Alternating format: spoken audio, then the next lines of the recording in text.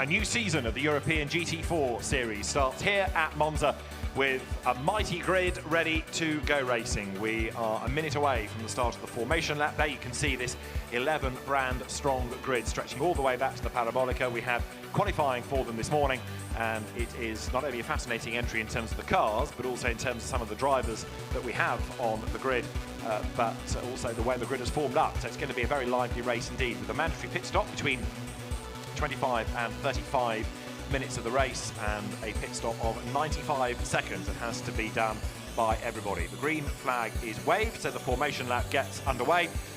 David Addison trackside, and this opening round of the GT4 European Series promises to be quite a spectacle because it's a stunning entry in terms of the cars that we have represented. And as they get set now to blast away down towards the first of the chicanes, you see the variety that we have. Although, strangely, given how good they were last year, there is only one Audi on the grid. That's the reigning champion, Nikolai Müller-Madsen. He will start. He shares the car this year with Cedric Freiberghaus. Now, it's a well-run car, run by the Phoenix Racing Squad. Let's see whether it is going to be the car that comes out on top, or whether it's going to be a different brand that dominates here. We're a bit short of Ginettas this year because many of the teams that have been Ginetta based in the past have gone on to another brand, but we still do have one. It's from the Spanish team, the NM Racing team, but there are Mercedes in profusion. And pole position to the British driver, Charlie Fagg, in the McLaren, and lining up with him at the front of the grid is another Brit, Dan Mackay. The second row is Nicolas Schurl and Alex Udell. The third row, Dominic Schrabel, lines up alongside the Alpine, the Pierre-Alexandre Jean. Then it's Gabriele Piana on row 4 with the reigning champion Nikolai Müller-Madsen for company. Patrick Niederhauser comes next in the quickest of the KTMs, and Andy Merrick, the man behind the British Racing Drivers Club Superstars programme, he for Bullet Racing lines up 10th on the grid. 11th is where you find David Loget's Alpine. 12th is Mads Siljehaug, another of the KTM drivers, ahead of Max Kobolt's Mercedes, and Florian Thomas in the best of the Aston Martins, ahead of then Luc Ibanez Ginetta, and Duncan Houseman there in the background in the Grunt & Go Chevrolet Camaro GT4 for V8 Racing. Behind them on the grid there is the young British driver Tom Wood, and then we get to Marcus Pavarud. Next on the grid, Ricardo van der Ende for Ecris Motorsport. A long way back, he's one to watch with Max Tresoldi alongside him. They're ahead of Julien Dara and former GT1 world champion Marc Vasseng. Jeremy Sahi is on the next row of the grid with racing returnee Junior Strauss. Then the British driver Matt George in number 44 Aston Martin, the car that's one of the earlier generation Aston, so it runs in the invitation class, and alongside him is Koen Bogarts for MDM Motorsport. Guillaume Dumaret is on the next row of the grid with another of the British drivers, Matt Cowley, who's been racing in America very successfully for the last couple of years. Clément Sélé and then Benjamin Mazatis come next on the grid, ahead of Grégoire de Moustier and Constantine Schurl. The Turkish driver, Ibrahim Okiay, and the very experienced French driver, Sohail Ayari, are on the penultimate row. And the back row is Johan Vanderum, and then to complete the grid, it is Luc Brahms.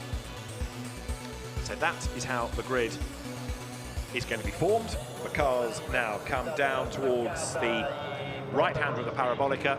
It's a 1 hour race. The flag goes out the first time the leader crosses the line once the hour is up. Pit stop window 25 to 35 minutes. Everybody must make a stop. It's 95 seconds pit in to pit out.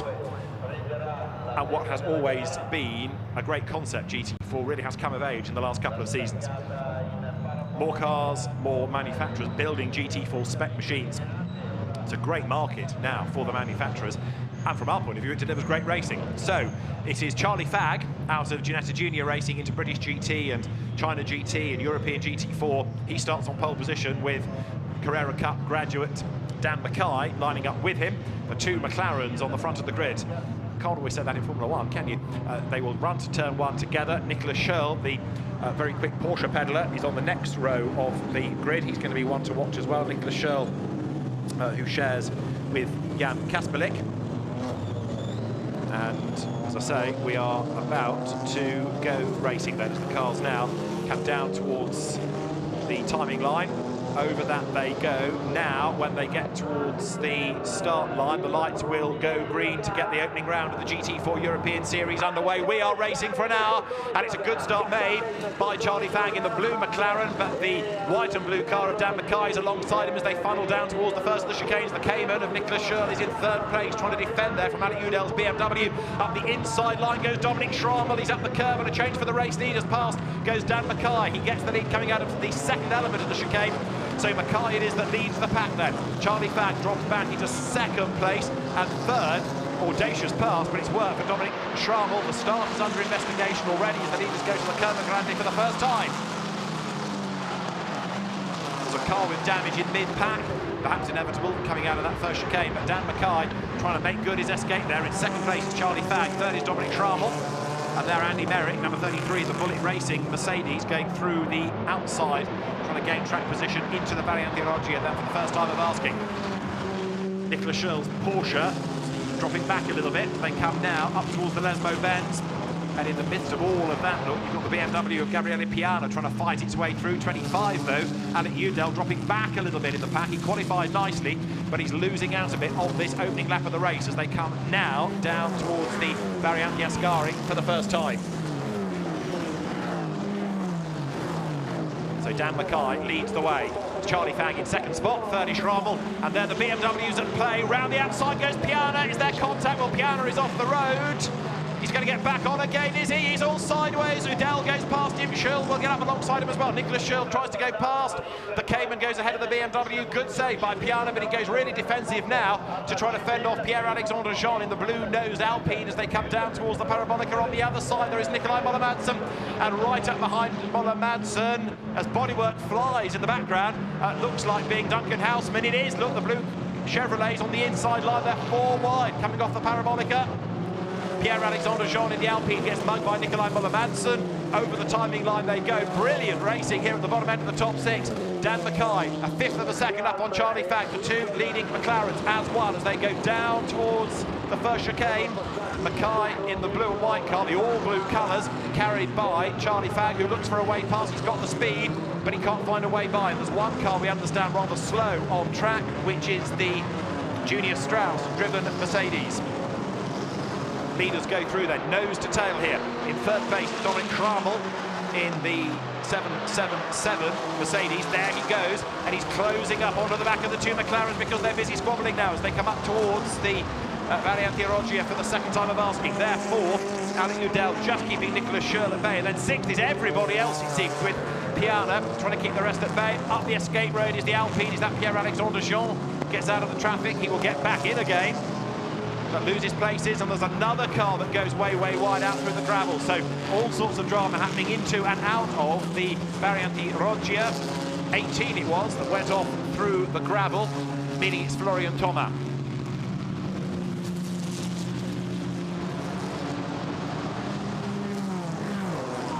Through they turn then, this lap 2.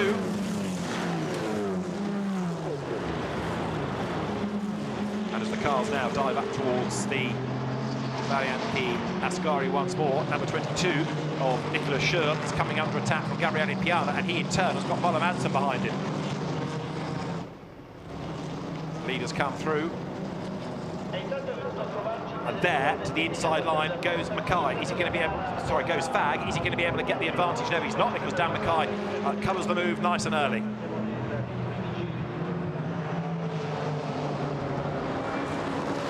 Up towards the line they come.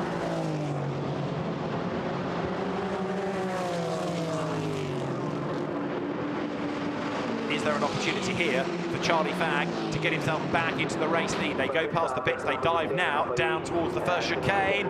To the outside line goes Charlie Fang, but he can't really make the move there. Look at fourth, Nicholas Schürrle goes through, gets himself up past Alec Udell, and Gabriele Piana, after his rally crossing earlier on, is trying to stay with them as well. Then it's Nikolai Moller-Madsen seventh.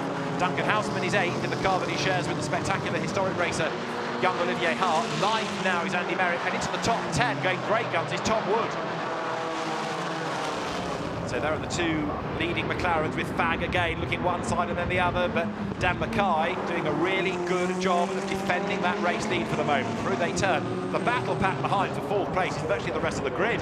Alec Udell is very much the cork in the bottom. He's got Schurl, then Piana, Moller Madsen, Houseman, Merrick, Wood, Pierre-Alexandre Jean, Manseli Haug, Patrick Niederhauser. They're all queued up behind him. And now Dan Mackay looking as though he might just be delaying Charlie Fag a little bit, partly because he's having to go so defensive here. There is a drive-through penalty for Julien Darra for an incorrect start. The leaders are side by side. The blue McLaren of Charlie Fag has got the pace, but has he got the lead? Has he got the line at the Variante Ascari? Dan Mackay hugs the inside. He's going to hang on to it. Is he? Yes, he is, just. Charlie Fag crawling all over the back of him now as they come out of the Variante Ascari, and now down once more towards the Parabolica. These two as one, and Dominic Schrammel, experienced single-seater racer, is there in third place, trying to catch back up again. Alec Udell is still in fourth, but a change for fifth now puts Gabriele Piana ahead of Nicolas Schurl. Fag has a look at the inside, can't do it. Fag sticking to Mackay like glue though as he comes out of the Parabolica now, up towards the line. But they've got to be careful about all of this. If they squabble too much and lose too much time, that's going to enable Dominic Schrammel, who runs then in third place, to get up with them. Leaders go through. This is Schrammel's view, and you see the two McLarens ahead. Is he going to be able to make a move? He's not close enough, but what about Fag? To the outside of the first element. Is he alongside? He's not. He has to give way again. Back up on the inside into the lead then goes Dan Mackay once again. He just hangs on to it as they come now out of the first chicane. But you can see the way that Schrammel is much closer now in third place. Alec Udell fourth, fifth is Piana, sixth is Moller Madsen. So Nicolas Schurl getting dropped in a straight line in the Cayman, the 718 iteration of the Porsche Cayman, and there's a bit of damages there that's been picked up on the right-hand side look of the leading McLaren. So Dan Mackay's got something dragging along the ground. Is that going to affect life much? We'll have to wait and see. The leaders go through out of the first of the Lesmo bends now. So Dan Mackay, just the race leader. Charlie Fag there behind, but last time 4/10 quicker and therefore 4/10 closer, Dominic Schrammel. In fourth place, it is now Gabriele Piana, the Italian driver who moved to live near the Nordschleife so he could carve a niche for himself as a VLN specialist, as a Nordschleife specialist. Comes to fourth place now, back up after his grassy and gravelly moment here on the first lap. He's ahead of Alec Udell, then Moller Madsen, then Schurl, then Houseman, then Merrick, and behind him is Tom Wood. Tom Wood going very well indeed. Tom, in his early days of Ginetta Junior racing, there he is in the background in the silver and grey Aston, supported by the Donington Park circuit and managing director Christopher Tate, and he learnt well, raced well, and now looking forward to a full season of GT4 European Series action. You saw some more bodywork fly from the McLarens. This a replay of the start, with cars being hung out to dry and all sideways on the grass. Most people got through all right. There's a tag in the back of Charlie Fag from Alec Udell's BMW. But they all sorted themselves out, and largely everyone has carried on without too much drama. There are the race leaders in nose-to-tail formation going down towards turn one. It's 0.464 of a second between them. Nicolas Schurl getting up on the inside line to try and get past Moller Madsen. So the BMW is now in the order of Piana ahead of Udell, and Moller Madsen and Schurl are squabbling over sixth place. It's starting to pair off a little bit, and oddly, despite the fact the leaders are still hard at it, Schrammel can't get with them. Fastest lap of the race now, Gabriele Piana, who is running in fourth place, and gives the car over to racing rookie Marius Zug, first year of car racing and karting. There is Piana in the leading BMW, but right on his tail now, it is Alec Udell trying to fight back. Through they turn into the right-hander at the first of the Lesbos with Nicolai Moller Madsen now in the red Phoenix Racing Run Audi, getting into the mix as well, and it's the only Audi, surprisingly, on the grid. Last year there were quite a few of these cars, but Phoenix Racing representing Audi, just this one car that Cedric Freiberg House will take over in the second stint. So the leaders come through now towards the Variante Ascari once again, and Dominic Schrammel is starting to realise that the Mercedes through the air is not as good as a McLaren here, because they've got all the benefits of the aero here, seemingly. There's the BMW all up the curve of Piana, Udell, then Moller Madsen, Houseman in the Chevrolet Camaro that is keeping at bay now Nicholas Schurl. The Cayman is the one that's rather lost out over the last couple of laps. That's dropped quite a long way back. Contact between Piana and Udell at turn 8 is under investigation. And there is Nicholas Schurl in the GT4 Cayman, the 718 iteration, out of the Parabolica. And Andy Merrick charging along behind him. Fastest lap of the race to Piana still, and the leaders go by. 10 minutes just about are up as the leaders go through almost together again. Now to the inside line goes Charlie Fagg, has a look, can't find his way through there.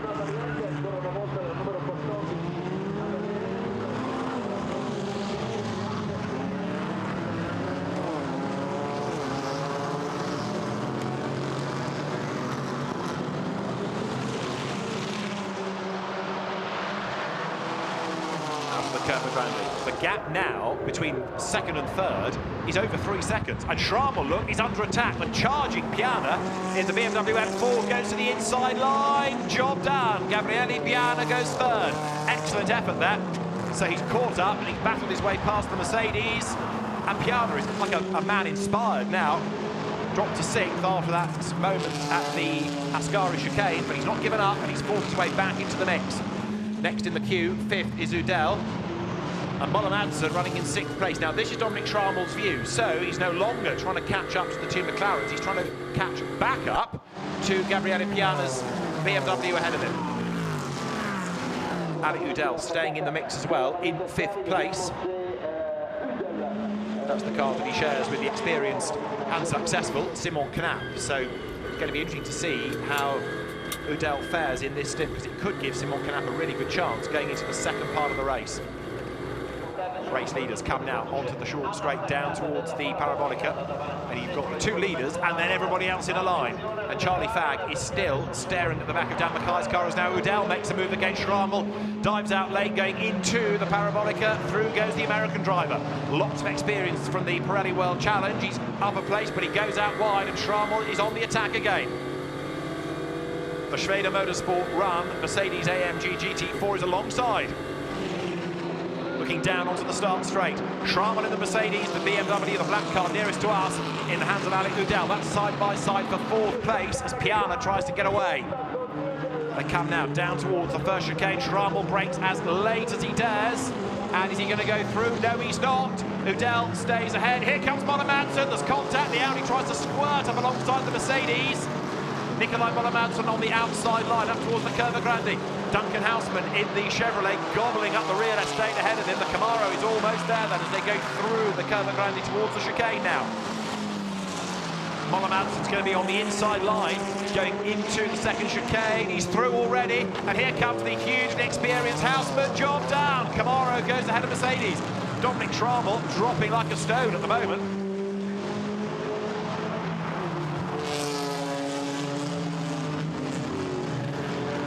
Wide goes Mollemansson, the reigning champion. Over the curb, hung out to dry, and Houseman's going to get another place. Through he goes on the inside there. So the Dutch driver gains 2 spots on this lap alone. Nicholas Schurl's coming back into the mix, look, in the blue Porsche. And now they run towards the Variante Ascari for the 7th time. There is a drive-through penalty for Andy Merrick.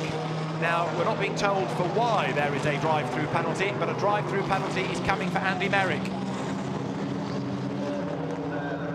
The Bullet Racing Mercedes is in 9th place. But he's going to drop. And Andy Merrick will get the message. There he is, in fact, up with Nicholas Schurl. About 33 drive-through penalty. We'll try and get to the bottom of why as Andy Merrick comes off the Parabolica. He'll get the news. He'll be thunderously unimpressed because he's busy battling for places. Over the line they go then. So it's Mackay just ahead of Fagg, 0.2 of a second. There is the Merrick-Schurl battle, and there are the race leaders. Charlie Fagg once again coming up to try to have a go at Dan Mackay, who is doing a really good job here.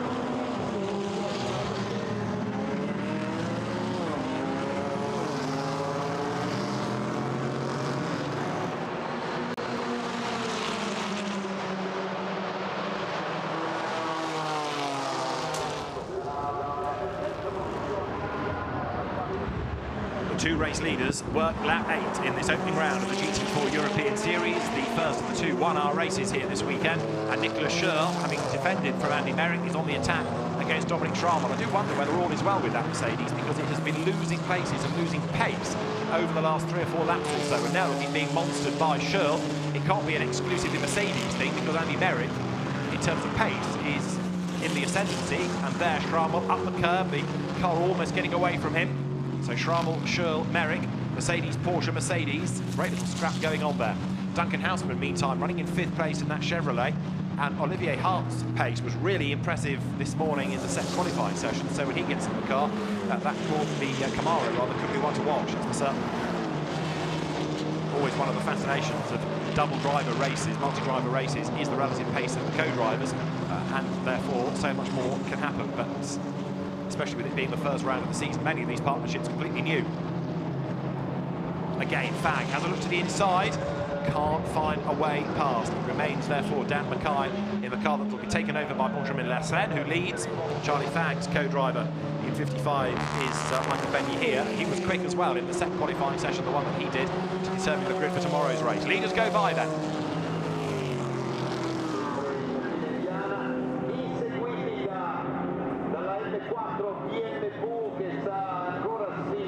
Charlie Fag looks to the inside line for the race lead, but perhaps that's more to try to unsettle Mackay than it was a serious bid to go through. He's tried most things, but these evenly matched cars, Dan Mackay is not for making a mistake as yet. It's a great effort, this, by Dan Mackay. He's not been racing for that many years, came from Legends in Scotland through the Racton Carrera Cup, GB, British GT then after that, but soaking up the pressure like a sponge here. It's what, a length up, maybe 2, that's all, over Charlie Fag. Now behind them, Piana lapping quicker. Andy Merrick has served the drive-through. And there is Dominic Schrammel versus Nicholas Schurl. And Nicholas, who was a race winner last year in the the Central European Championship, GT4 cars, looking for a way past the Mercedes now. Through they turn. Two race leaders then, almost as one, because Charlie Fag has managed to claw back a little bit of the lost length over Dan Mackay. Mackay in the white and blue, the all-blue livery is that of Charlie Fag in second place, and they come up towards the Variante Ascari then here.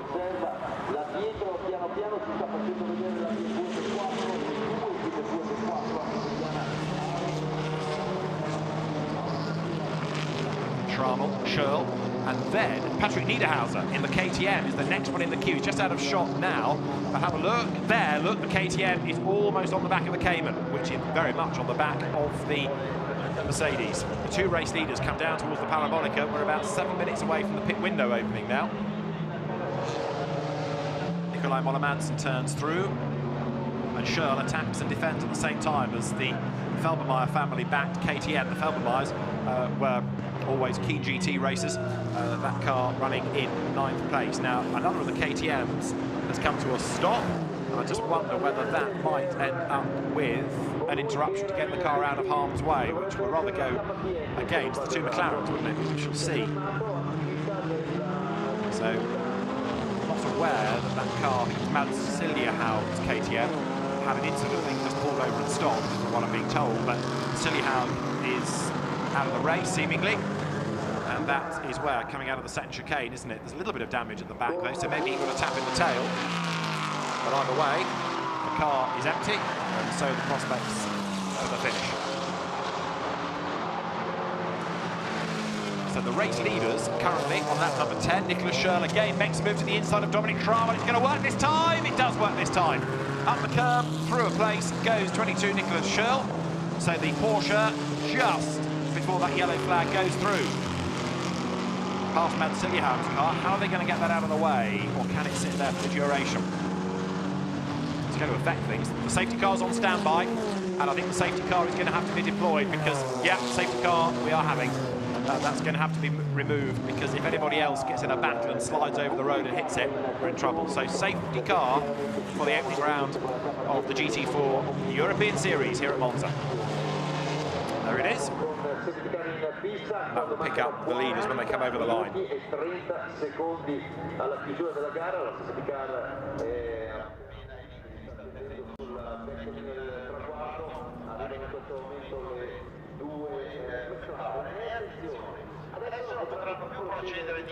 There are the leaders going down to the Parabolica.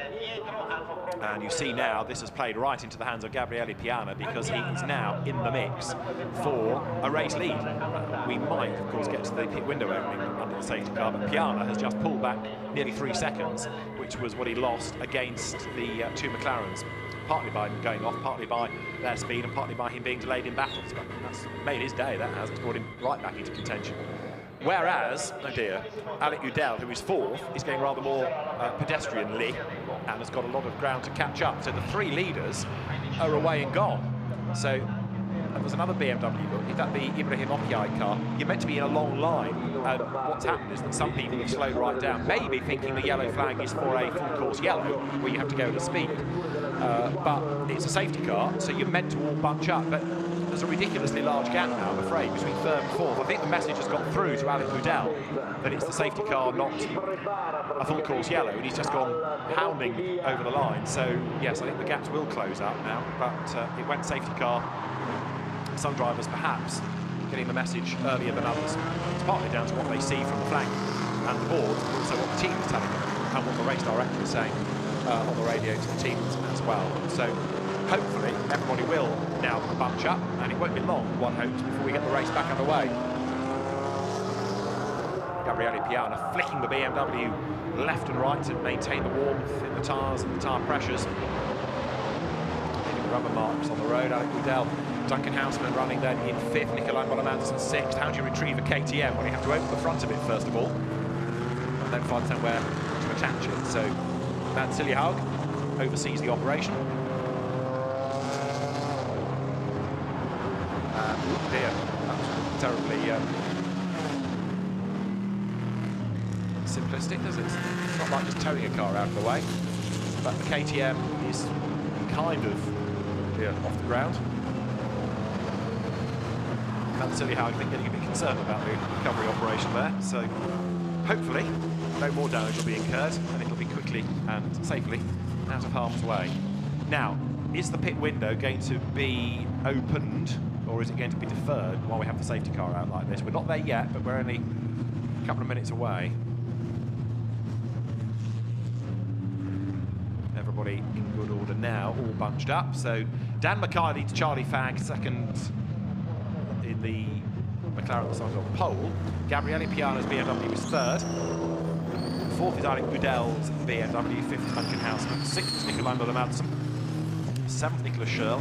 8th, Dominic Schrammel, who's been dropping in the Mercedes. 9th is Patrick Niederhaus's KTM. 10th is Tom Wood in the Aston Martin. In 11th place, Pierre-Alexandre Jean's Alpine. 12th is Marcus Pavarud, that's Mercedes. 13th is Paolo Maloney's BMW. In 14th place is David Loger, Alpine. And 15th is Florian Thomas in the Aston Martin. Andy Merrick has served this drive-through that we're not being told very much about, but he has served it. He's in 28th place. And the problem now is, of course, that he's got less chance to recover the places before his co-driver gets in, because we've got this safety car period eating into his stint.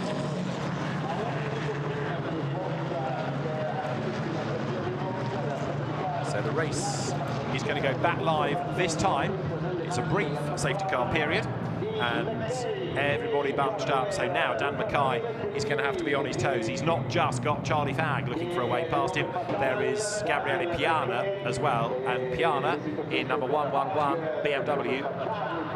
Experienced driver. He's been in Blancpain Endurance, he's been in the Pirelli World Challenge, he's been in the VLN, the Nürburgring 24 Hours, Carrera Cup Germany. He's been around the block, is Piana.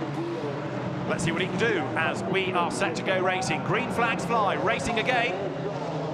Number 12 BMW of Ibrahim Okiai comes out of the Parabolica, and the race back underway. Actually, Piana not staying with the McLarens in a straight line. So it is game on again between Mackay and Fagg. Down towards the first chicane, Dan Mackay defends. Charlie Fagg goes to the outside line. Mackay quivers under braking. Mackay moves across and covers the line. Turns right, turn left. But now, look, the BMWs are right there behind. Houseman is 5th in the Chevrolet Camaro, and the top 6 rounded out by Nicolai Moller-Anderson in the Audi R8.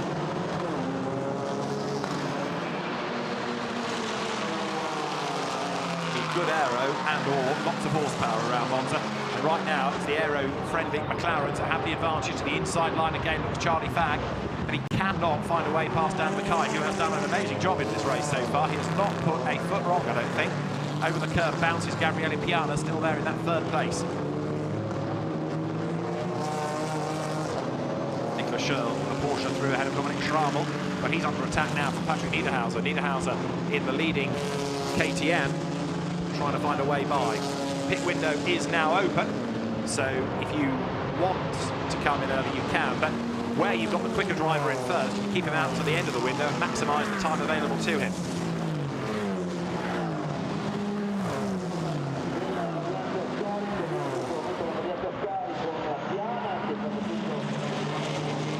Schrammel, then behind is Niederhauser 9, Tom Wood in 10th place in the Academy Motorsports Aston Martin, Matt Nicol-Jones' team. Matt, for many, many years associated with Genesis, he used to win races and championships with ease in Genesis, did Matt. Well, now running these Aston Martins, and he's on the pit wall as the team principal. As now to the inside line goes Charlie Fagg. Is he going to have a move for the lead? He's not. He thought about it, he tried to unsettle Mackay, and it's now Piana that tries to buy into this, because the BMW comes out of the parabolica up with the McLarens, but in a straight line, they have got the ability to cut through the air quite nicely. Is that going to build the advantage? There's one bailing for the pit lane in the background. That is Moller Madsen, is it not, to put Cedric Freiberg out in the car. That could be a good move, because you're going to have a clear pit lane, and you'll be the first of those that have stopped when you rejoin. It's 95 seconds, pit in to pit out. Everybody must do 95. If you're over, then it's your problem. But if you're under it, you get a penalty, of course, because you've not served the regulation time. So getting it as close to 95 as you can is all part of the battle. And it's going to be interesting to see who does what in the pits. There's number 16 in. Patrick Niederhauser gives way to Reinhard Koffler, ex-Formula Renault racer. And Nikolai Moller-Madsen, you just saw, giving way to Cedric Freiberg house. So they're the leaders, and there are now 4 of them, because Ale Udell is back on the back of Gabriele Piana, who is on the tail of the 2 McLarens, and he's all sideways again. Is Piana coming out of the Variant Garoggia, bouncing over the curb, hooking a wheel into the gravel. Gabriele Piana certainly is trying very, very hard indeed in the RN Vision STS run BMW. Marius Zug, his co-driver, far less experienced, but still pretty handy. Ex-Carter, first year of car racing, so let's see how he fares. Taking over a car that's been certainly given a fair amount of a workover in the hands of Gabriele Piana. We understand that the drive-through for Andy Merrick was to do with contact at turn 8, which is the Variante Ascari. So that answers that. So Andy Merrick drops down the order accordingly, and has got a fight on his hands now trying to get back into the mix, and he is getting back in. He's up to 23rd. Here are the leaders. Bits of bodywork that flew off on the opening lap, lying on the, sadly, by the side of the road. More of them pouring in and out of the pit lane. The one that we lost, I think, with that bodywork flying was Ricardo van der Ende right at the very start of the race. So it was an early ender to him as the leaders come off the parabolica. Is anyone going to pit this time? I think Charlie Fagg is going for the pit lane. Is he on the inside there? And what about Piana? Yes, Charlie Fagg comes in. Yes, Piana comes in. Yes, Udell comes in. So Duncan Houseman will go second. Nicolas Schurl will be up to third. Now the problem for the race leader, Dan Mackay, is that he's got all of these cars coming out of the pit lane. The midfield and the tail enders have pitted, and he's now catching up to them. So the leader suddenly is going to find himself in a whole galaxy of traffic. There's Charlie Fagg, who comes in to give way to Michael Benny here, his co-driver. So out gets Charlie. In will clamber Benya here. Number 13 there, you see, is the Marc Bosseng Philip Baker Mercedes that's never really featured in this race, and is a retirement after dramas early on. That car has been in the pits for 5 or 6 laps now. Tyres being checked as you see the battles that rage on out on circuit, and now it's a totally different race for Dan Mackay. Instead of having to be thinking about defending all the time, now he's on the lights, flashing them vigorously in the back markers. I am the leader, he says, let me through. Mark van der Aar does so in the black BMW there. But now these laps are important for Dan Mackay. He's actually done an absolute best on this lap in the first sector, but the middle sector might be rather different with all this traffic around it.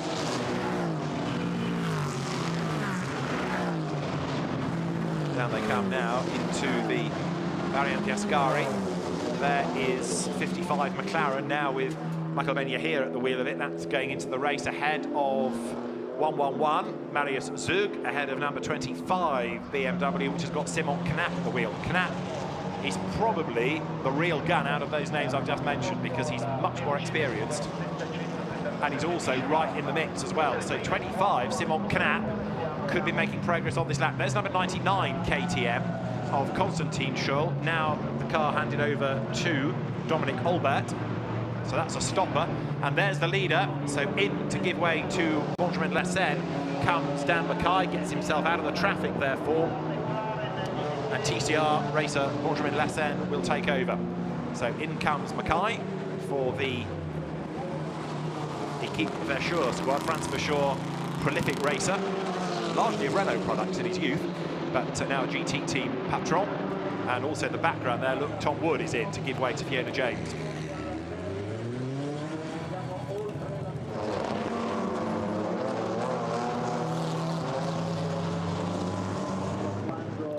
So currently, because he stayed out, Nicolas Schürrle leads and Pierre-Alexandre Jean is up into second place in the Alpine because they've stayed out. These are the stoppers, as it were.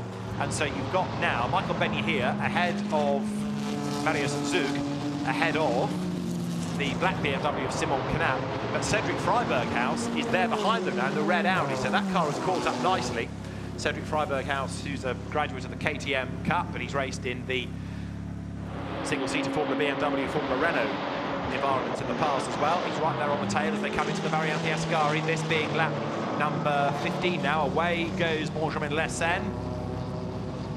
They have to time this so that he gets to pit out at 95 seconds.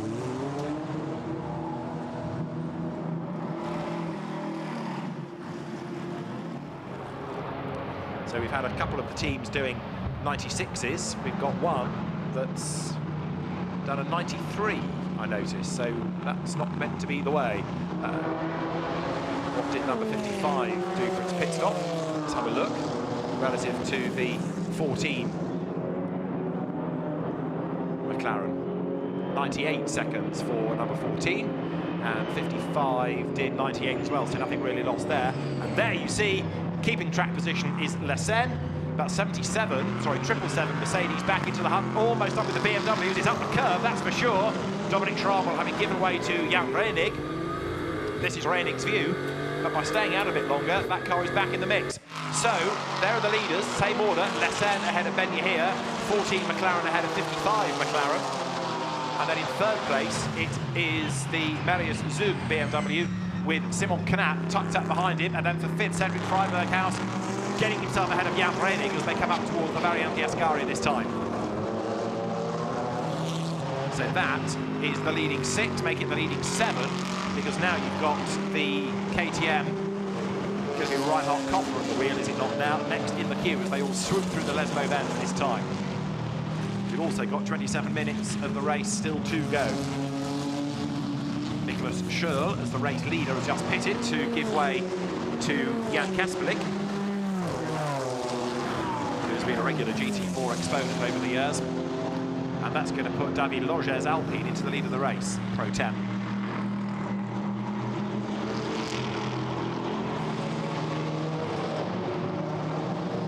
Hoffman out of the Variante Ascari. And again, even though they all came out in one long line, they're starting to pair off once more. Now, there is the front of that queue, the Camaro, which Duncan Houseman has given away to Olivier Hart. Now, has that got itself up ahead of the McLarens? Was unnoticed. We're focusing on the McLarens and the BMWs, understandably, but Olivier Hart did a quicker pit stop at 96 seconds. I think the the Camaro, forgive me, is ahead. Let's just confirm this as they come across the line. It is! So there, now we get a look at it. It's the Camaro in the lead of the race, effectively. So Olivier Hart has gone through ahead. He leads. He's jumped the two McLarens on the pit stops. Olivier Hart, with a good pit stop, has gone through into the lead of the race. So number 69, we've been looking at the McLarens, we've been looking at the BMWs. That, after a really good pit stop, is ahead of the lot of them. And so now it is going to be that car in the lead of the race. Olivier Hart, who specialises and wins in historics, whether they're AC Cobras or Minis or other cars from his father's impressive stable of historic cars, Mr. Jaguars. Olivier Hart now into MONZA GT racing and going very nicely indeed, carrying on the good work from Duncan Houseman. He was really quick in qualifying. So another variable thrown into all of this is the Camaro now in the lead of the race. Can the McLarens get up with him? There, flashing his lights vigorously, is the Alpine, and off into the wall has gone Dominic Olbert in the 99 KTM. That is at the first chicane, and there's another car involved in it. It's the 007 Aston Martin. Jamie van den Balk is involved in that as well, and it was the KTM up the inside, across the curb, and walloped straight into the side of the Aston that knocked the track furniture aside. Albert's KTM ends up with broken suspension as well as broken bodywork. I'd be very surprised if the safety car weren't deployed for that. I have to say, with two of them stranded now and yellow flags being waved. So I'm looking at the safety car. Its lights aren't yet on, but I think its arrival is only a matter of time. So the yellow flags are down at turn 1. The race director will be looking at all of this and make a call. The safety car crew are getting ready. But as the leaders come off the parabolica, the lights flash, but the leaders are going to go through. It's going to be too late to deploy at this time and pick up the race leaders. So, although the safety car is on standby, it's going to be too late to get it out. Not yet been given the signal. So, Olivier Hart goes through in second place, going over the timing line now. It is Benjamin Lessen, and then Michael Benya here is in third place. David Loger, having just come into the pit lane then to do the driver change, gives up the advantage. So that's the leader, that's Hart. They're all going to bunch up when the safety car is deployed, which is imminent. Its lights are flashing, but yet we haven't been given the instruction. So the safety car is on standby. The teams will be shouting at the drivers on the radio to tell them the safety car is imminent, and it is reversing away from its position. Now we are told the safety car is being deployed, but it's not yet moved out of the pit lane. I've just watched it reverse rather quirkily. So the safety car is on standby, but it's not being deployed. We've gone to safety car conditions, and now the safety car is on the move.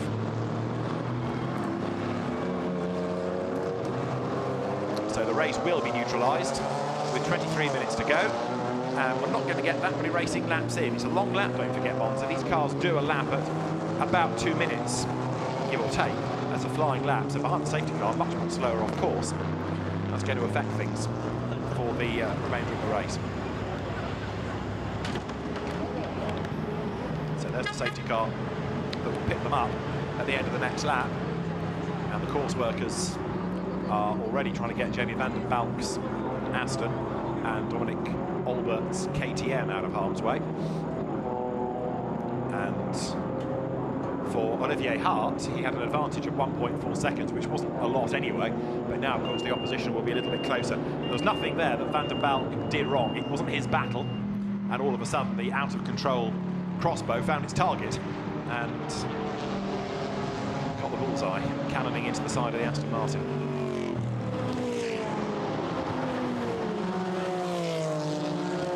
Out of the parabolica they all pour, and there is the safety car for the second time of asking in this race to scoop them all up. You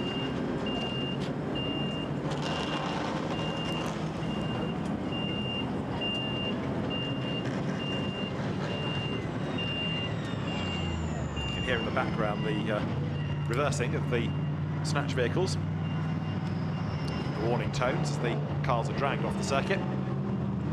So Olivier Hart leads. Here's the incident again. Van den Balk, nothing he could have done. It was his line, his corner, and suddenly, bang.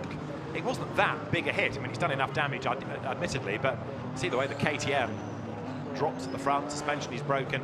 It was a hard hit, but it could have been, on the side we're looking at, it doesn't look that bad for the Aston. It certainly does for the KTM, but suspension damage and everything on that side of the car for Van den Balk.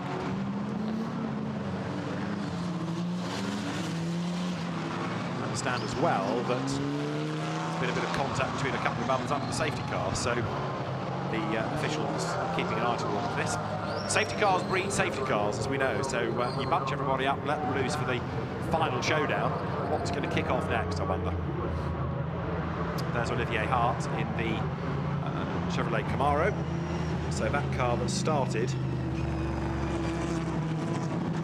16th on the grid, and now looks as though it could well be on for honours in this race, depending on what happens after the resumption of the race. And it will be at the end of this lap, in fact, when we go back to green flags.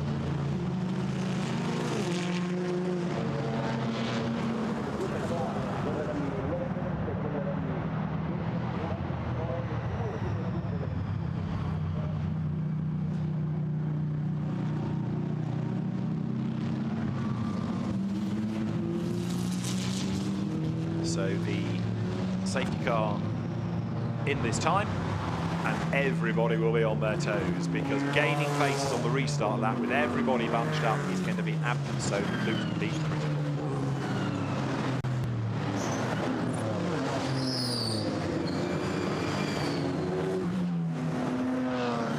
Up towards then the Variante Ascari they come, make the climb up the hill. And two cars under investigation post-race. Number 7, the Darragh Van den Belt car, and 99, the Shirl Albert KTM. I'm not really sure why number 7 would be investigated, because that couldn't really have disappeared, but you can understand why that incident between the two is being looked at.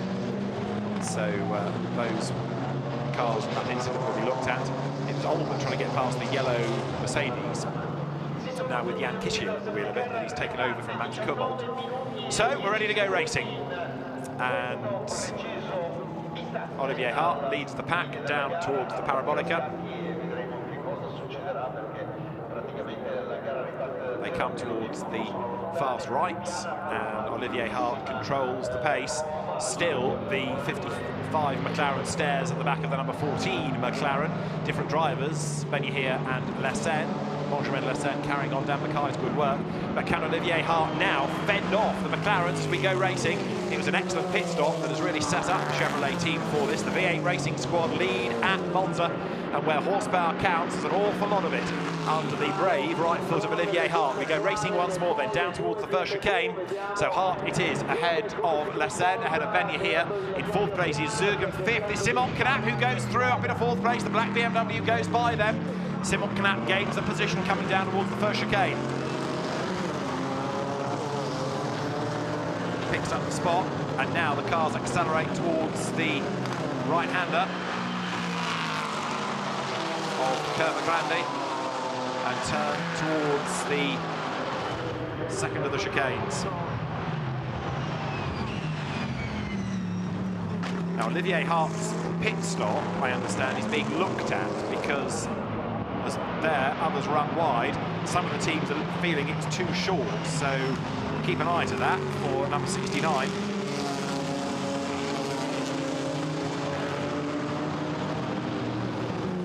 Through the right now of the second of the Lesbos, but it's Benjamin Lessen sitting on the back of the Camaro, looking to try to get himself back into the lead of the race.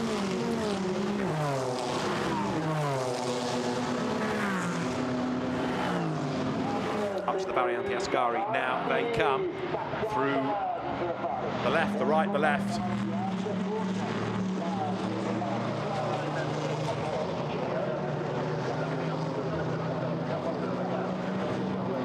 There, lower down, off the road, Simon Knapp, in fact, there in the black BMW, running really wide out of the Variante Ascari. Now has to jink about to try and clean the tyres, get rid of some of the dust and dirt and gravel that he's just picked up. Number 4, Jan Kishiel, is under investigation for misbehaviour on track. So the race director is going to be busy even when the flag falls, so are the stewards. Through they come, and it is Hart leading the way by half a second coming onto this lap, but can the McLarens find a way back past him?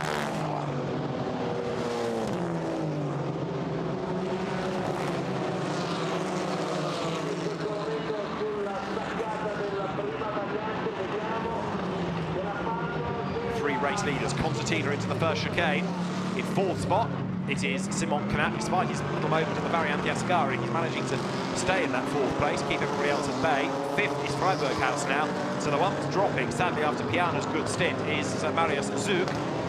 Here are the race leaders, and nose to tail now. Benjamin Lessen has shaken off Michael Ben-Yahir, and he's about to have a go for the race lead. Can Olivier Hart fend him off? There's a drive-through penalty coming for treble 7, Jan Reinig. And there's no change for the race lead.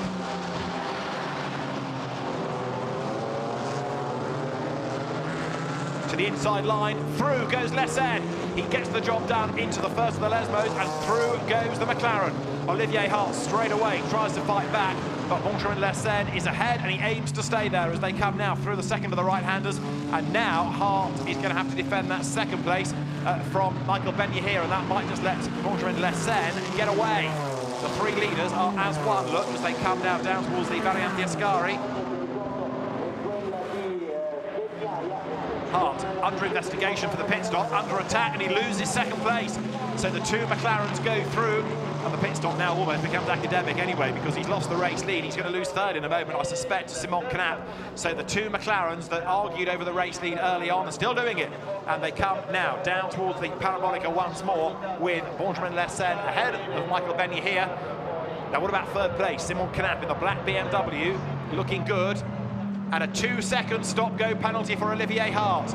2 seconds stop-go for being short on the pit stop. Olivier Hart, we thought it was good. It was not good enough in terms of not fulfilling the regulations. Hart will get a stop-go at 2 seconds.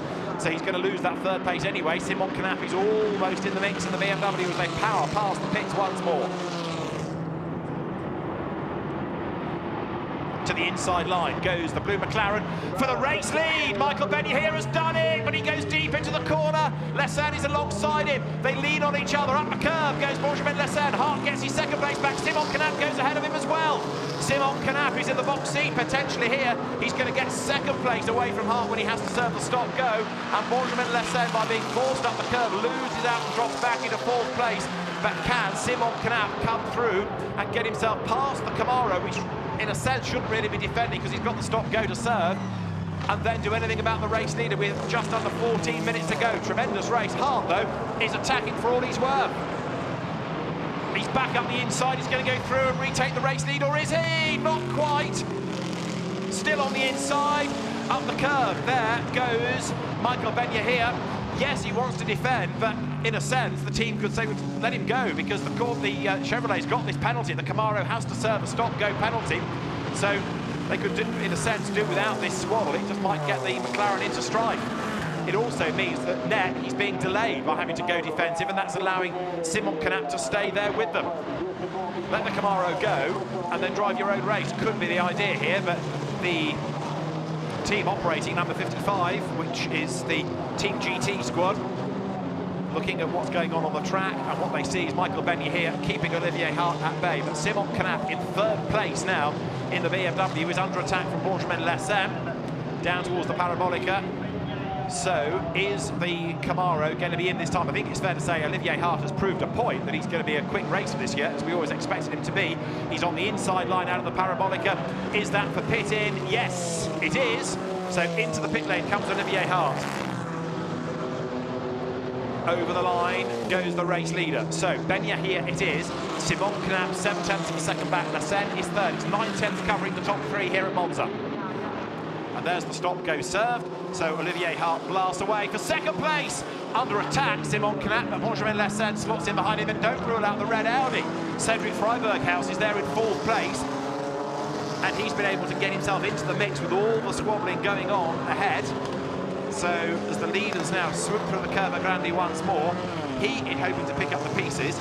Up front, Michael Benyia here is looking to try to get away from what's going on behind him, which is Benjamin Lessen attacking Simon Knapp. To the inside line, up the curve goes the McLaren, through he goes. So Benjamin Lessen goes through, picks up second place. That car has looked quick, race long, and it ain't done yet. Third then, back down to third, Knapp. Fourth is Freiberghaus, fifth is Marius Zug.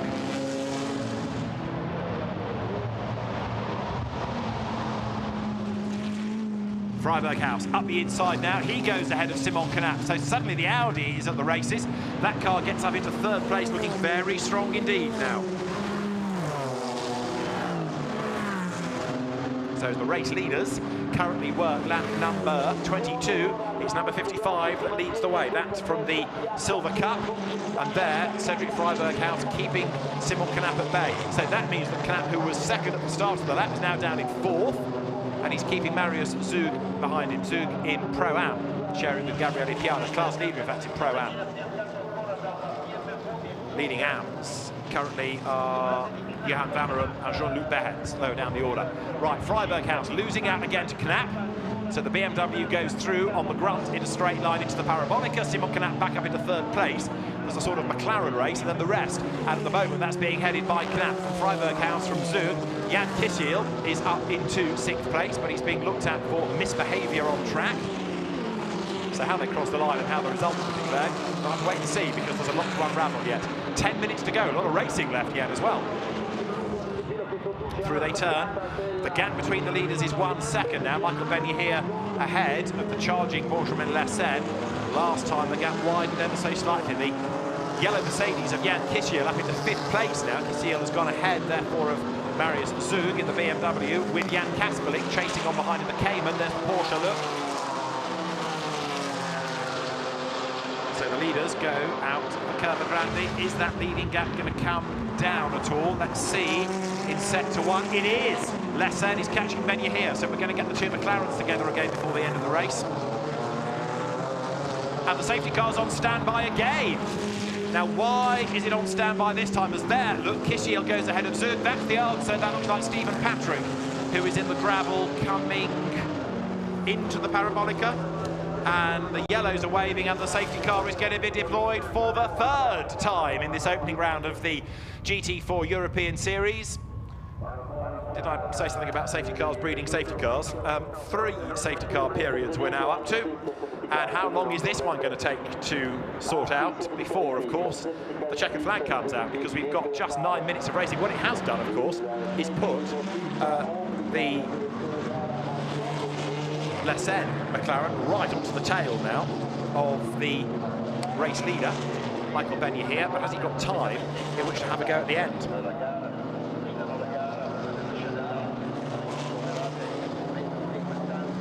So down they come into the Parabolica. The officials hard at work to try and clear the circuit so we can go back to racing.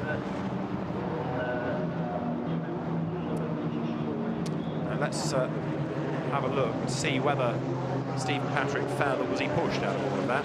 Might have been that there was another car involved. Oh yes, there was. It's the other Porsche, isn't it? That means that is the Benjamin Mazetis Niki Leutwiler Porsche, by the looks of things, that got involved. There's a safety car then once again, ready to bring everybody to the first of the chicanes. So the cars come through, and just under 8 minutes of the race to go now.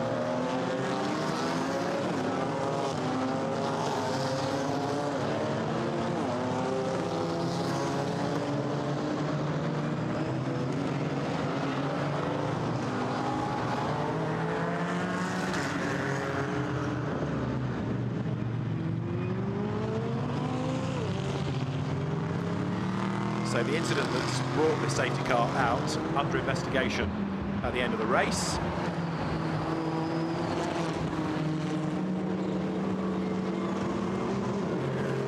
And as the cars come to the Variante Rogia, the stop-go served by Olivier Hart drops him into 23rd place now.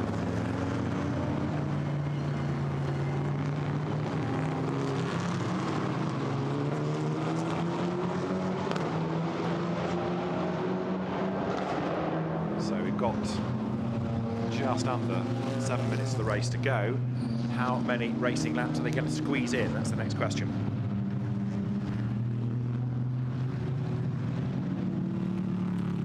Field pouring its way through.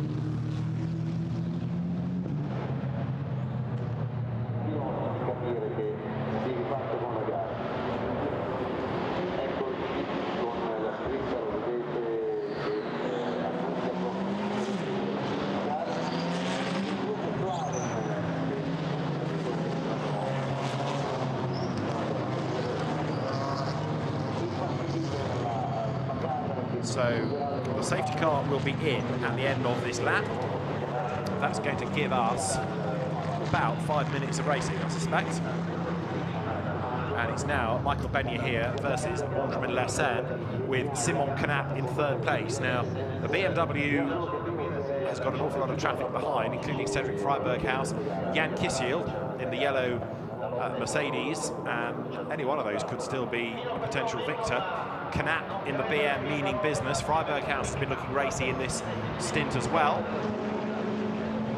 The green flags are ready, and the final 5 minutes are almost underway now as the cars come off the Parabolica. Green flags fly at the control line. Now we are back racing, and so it is Michael Benja here, who is, as they come across the line, half a second up on Benjamin Lesen, and Simon Canap dropping back a little bit.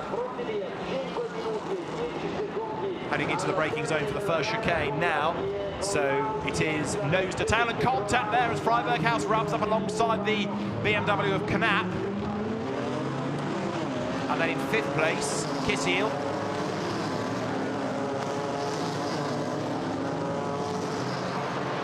Two race-leading McLarens as one, and Benjamin goes for the race lead around the outside of the Curva Grande. That's going to be the inside line, heading in towards the second chicane, and Benjamin is going to get the race lead back, is he? Yes, he is! Through he goes then, up on the inside, so for the Equipe Verschure squad, with 4.5 on the clock, into the race lead, back into the race lead goes Benjamin Lessen. Down a second, Michael Benyahier. They've tried everything, whether it's Charlie Fagg or Michael Benyahier in that car, but the Verschure car has always had a slight edge. 3rd is Knapp, 4th is Freiberghaus.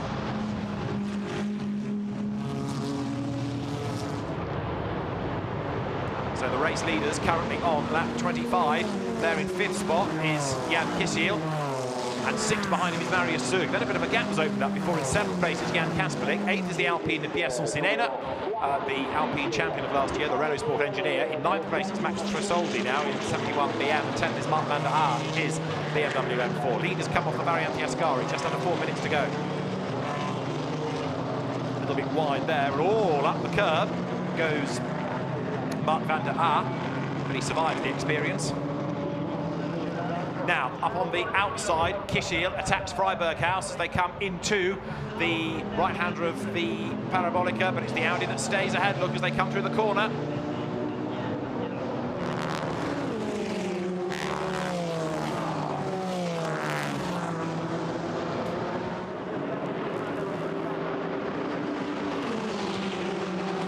Race leaders go by, down towards the first chicane.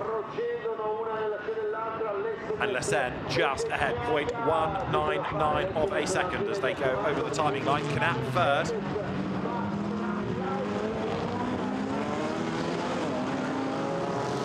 Simon Knapp under huge pressure now from Kisiel and Freiberghaus.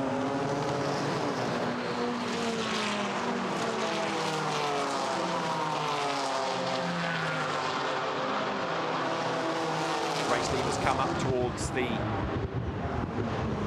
Variante Rogia once more. I hesitate to see whether Marius Zug there has got a chance of getting onto the back of Kisiel, but the answer seemingly is for the moment a no. And what about Knapp against Benyahier? Now that Michael Benyahier has lost the lead back to Lessen, is that going to affect the motivation a little bit, and is that going to give Simon Knapp another chance of drawing up near? The McLarens have always had the upper hand, those two cars in this race. No matter what's been behind them, no matter who's been the opposition, they've always looked the stronger, and of the two, number 14 has always been fractionally the quicker car. Leaders go by, down now towards the Variante Ascari.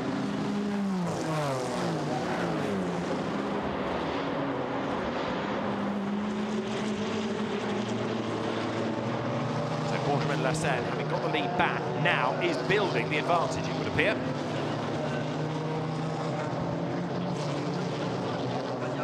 Almost contact there as well. Number 62 Aston Martin, that's Will Moore, coming under attack from the 15 Ginetta. He's just got ahead, in fact, of the car of Max Jobe, but it almost came to blows as they came through the Variante Ascari. All that's going on for 16th and 17th places. Cedric Freiberghaus being monstered by Jan Kisiel. That means he's dropping away from Simon Knapp now as they come through.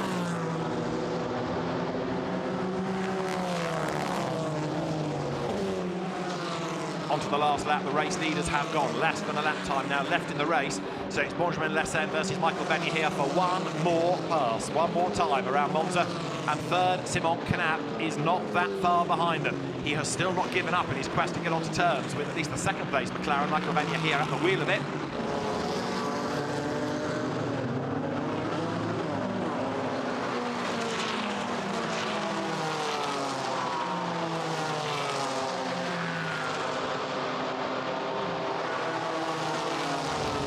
Race leaders now come in towards the Rogier chicane. Jan Kasperlik, new to him, doing a strong job. There is Mark van der Aar ahead of Max Tresoldi.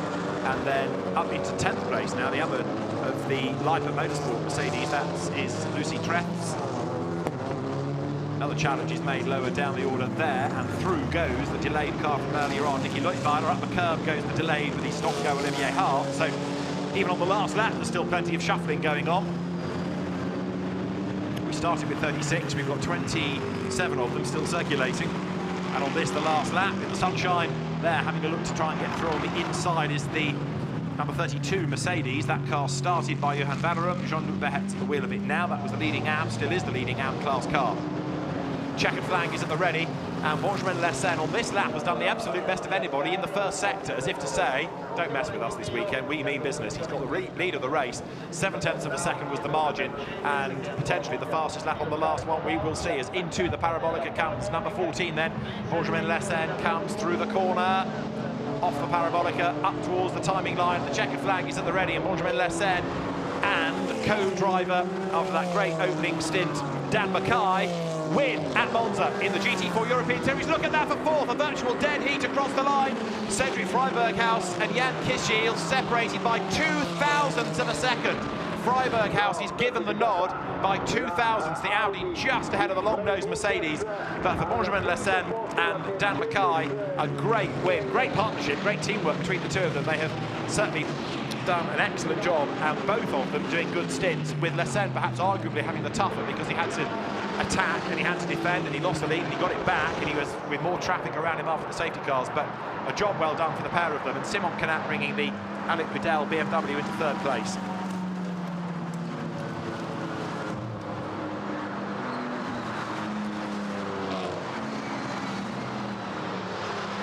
So the drivers, after an excellent race, I mean, I know we had the interruptions with the safety cars, but some great racing went on throughout, and they will make their way shortly to the Parc Fermé area. And for Equipe Verschure, Dan Mackay and Benjamin Lessen, first time they've driven together as a partnership. They've certainly done well, and there'll be much to talk about, I'm sure. Dan Mackay, whose brother's in the race, or was, because that car retired very, very early on. Father is here to cheer both his sons along as well. Be a very pleased dad, Paul Mackay, former racer himself until he had a large accident at Spa in the British Carrera Cup. But I'm sure he'll be delighted to see a win for Dan Mackay and Benjamin Lessen. So confirmation of the results sees Dan Mackay and Benjamin Lessen as the winners by 2/10 of a second from Michael Benyahier and Charlie Fag. Simon Canat third, Alec Budel along with him. Fourth, Cedric Freiberghaus and Nikolai Muller-Madsen ahead of Jan Kischiel and Max Kerbold, with sixth going to Marius Zug and Gabriele Piana. After that, it's Kasperlik and Schürrle ahead of Burgatz and Van der Aar, Meloni and Trasoldi, the top 10 by Trechts and Pavarud. They complete that ahead of the Alpine, the best of the Alpine's home of Pierre Sancinena and Pierre-Alexandre Jean.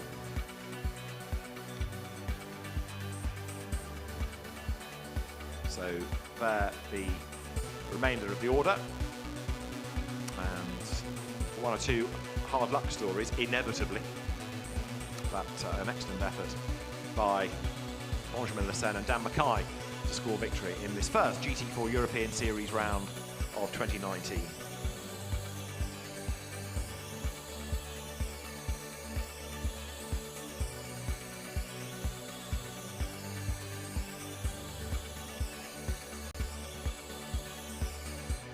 Lots of investigation still to go on, so you get the feeling that the story isn't totally done yet.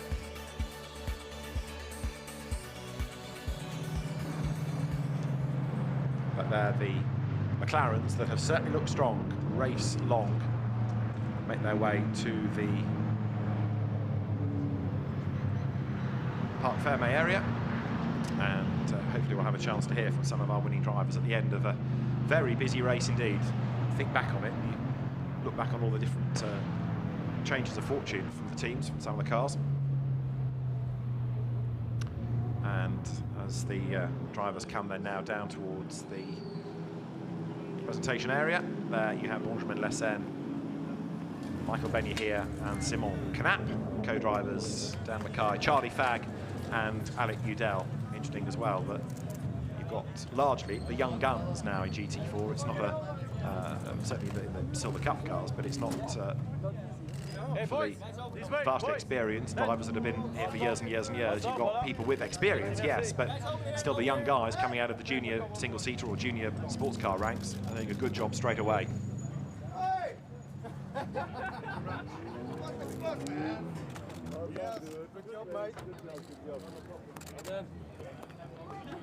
So the teams congratulate drivers. And a very happy Dan Mackay will be there to go and greet Benjamin Lessen.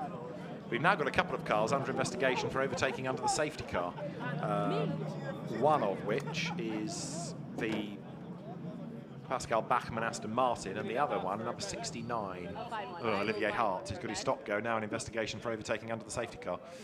When it's not your day, it's not your day. Dan Mackay and Benjamin Lessen pose for the photographs. And in a moment, hopefully, we can have a word with our winning drivers at the end of this excellent first GT4 European Series race of the 2019 season.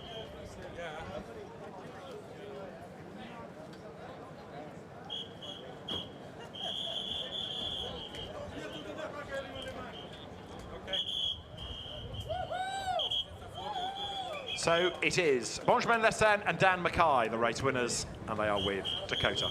Guys, a massive congratulations. What a race that was.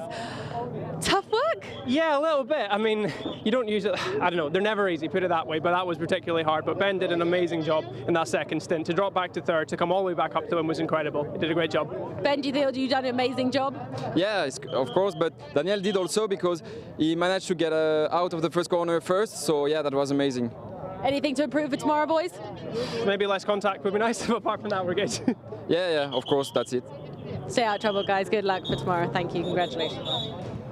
So, as the winners walk away, and they will head to the podium very shortly, chance to reflect on that opening GT4 European Series race of 2019. And as Dan Mackay was saying, Benjamin, or Ben Lessen, doing a great job by dropping down to third, but fighting back. A few scuff marks on the car, which got the team principal, Franz Fischer, a bit wound up, I suspect. So, a lot to look back on. Let's try and remember exactly who did what to which and to whom. And it all started with this dramatic run to the first corner, and with Dan Mackay getting the race lead. To say the car was never headed is clearly not true, but for his stint, he soaked up the pressure. It was only on the pit stops that people got ahead, and we then seemed to have all the shuffling around him as into the race went the number 14 car. But there the Camaro coming out ahead, and that put Olivier Hart ahead, but largely because of being just slightly under by a second and a half on the pit stops. Another safety car was deployed when here the KTM of Dominic Olbert cannoned into the side of Jamie van den Balk. And then as Hart started to wane and the car got its penalty anyway, Benjamin Lessen made his move and went through into the race lead. Another effort came from Michael Benyia here. He got the lead, but he ran wide, and then that in turn forced the other McLaren up the curb, and it put the Camaro back up into second place. Eventually, though, through came Lessen and he got the job done, diving down towards the second chicane, and from then on, up to the checkered flag and honours for Benjamin Lessen and Dan Mackay at the end of this first round of the GT4 European Series.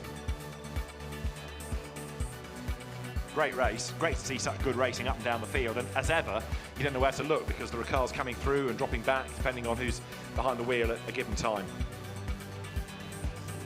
So the race tomorrow, next round will be at Brands Hatch, but it's going to be a good year, that is for sure.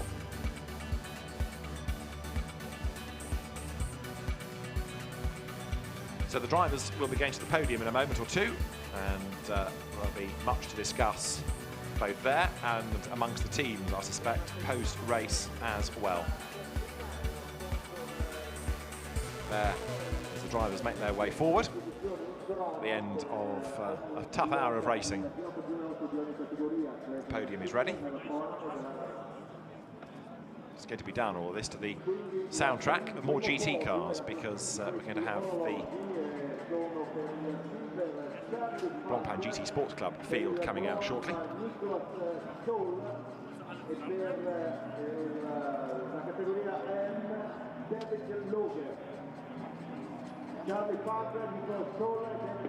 So, as the drivers step forward, podiums for the classes as well as for overall. So there's the Silver Cup and the Pro-Am and the Am.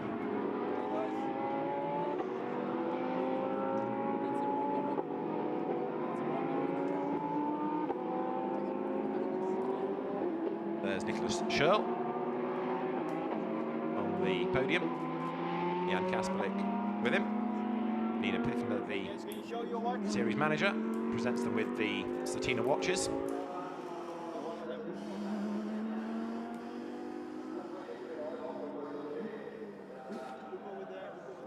Charlie Fagg, I apologise, it is on the podium because those are the class pole position winners. So it's not an a Silver Cup podium. It is the pole position drivers. So Charlie Fagg with the orange and grey overalls, my apologies. And in the blue overalls, Nicolas Scherl makes his way from the podium. So Satina, part of the Swatch Group, as is Blancpain, and it's the Satina brand that supports GT4. They have the watches to go to the pole position drivers. And very shortly, the class presentations will be getting underway.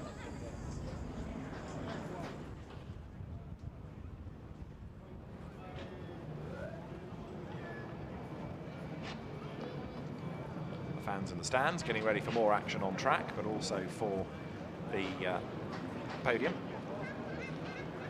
And as soon as the drivers are all there, it's not the work of a moment to get 3 classes worth of drivers and 2 drivers per car, all in the right place, all at the right time, when they want to talk amongst themselves and talk to the team. But we'll get there. And then the celebrations can get underway. What the GT4 opening round has certainly proved is that we're in for a great season, and although the McLarens look good today, I'm sure 1 or 2 of the teams will be saying, oh, BOP, they need to be slowed down a bit, give us a chance. And there'll be some discussions overnight as now the drivers step forward.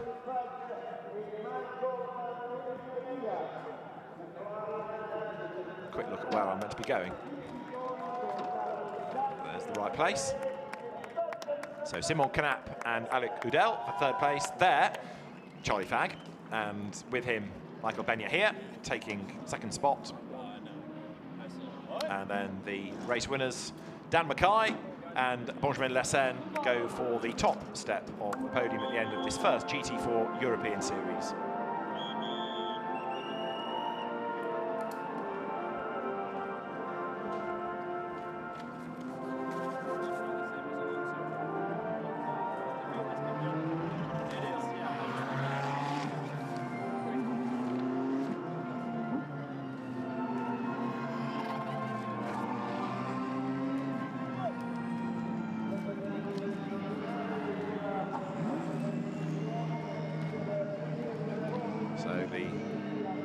Done, and now the drivers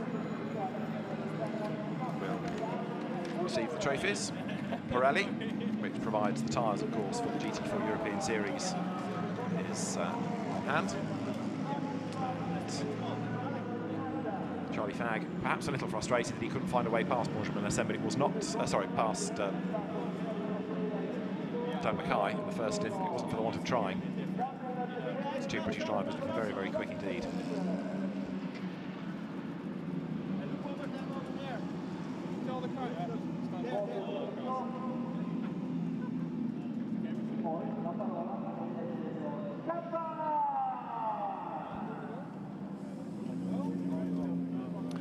So the drivers elect not to spray the champagne, but to keep. They have another race tomorrow. As I say, the weather forecast is to say it's going to be wet is an understatement for tomorrow currently. So how tomorrow pans out, we'll have to wait and see. But as the drivers leave the podium in the sunshine, tomorrow could be a very different story altogether. So we look forward to race 2 tomorrow. For now, well done to the winning McLaren team, and from David Addison at Monza, it's goodbye.